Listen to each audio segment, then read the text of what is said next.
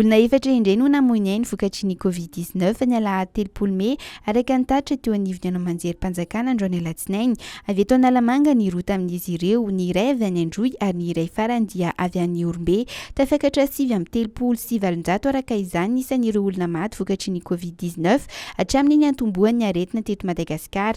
Ankoatra izay dia nitombo 770 indray ireo olona voamarina amin'ny fomba ofisialy fa mitondra ny tsimikaretina coronavirus ny alahady.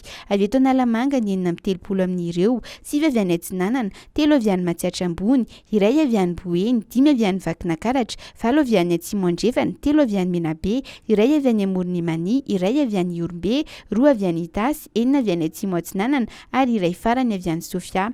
Olona 300 no anaty fitsaboana ka ahitana fahasarotana avokoa, 220 kosa no sitrana.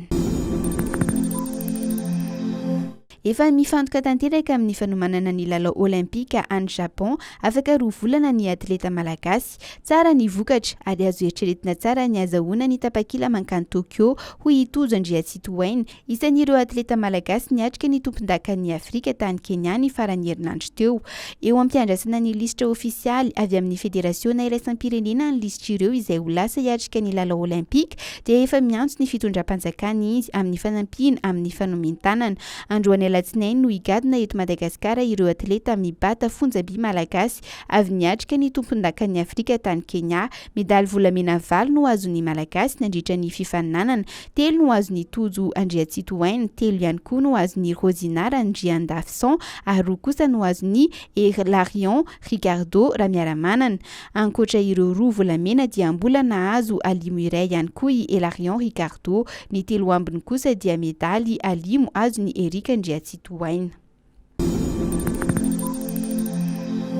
Azony SIDINA manokana iraisam-pirenena atao manjoy an'i Nosy Ankao hoy Joel Ndriamandranto, ministra ny fitaterana ny fizahantany ary ny famantarana ny toetry ny andro. Fiaramanidina nitondra olona 5 no nigadina atao amin'ny seranana Arachara any Atsiranana araka ny fanomezan-dalana manokana nomeny ny 3 Mey. Anao ny fepetra ara-pahasalamana rehetra izy ireo alohan'ny hiaingany amin'ny helikoptera ho any amin'ny Nosy Ankao hamonjy ny hotely miavana izay hipetrahany mandritra ny 4 andro raha ny vaovao nampitain'ny minisitera.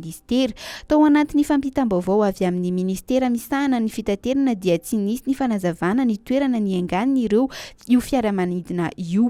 Raha ny fepetra farany navoakan'ny ACM dia tsy tokony hahazo hiditra eto Madagasikara ihany koa ny SIDINA manokana iraisam-pirenena saingy raha ny voalaza ny minisitera dia tsy misy ny atahorana ny amin'ny fahasalamam-bahoaka satria mitoka monina tanteraka ny Nosy Ankao.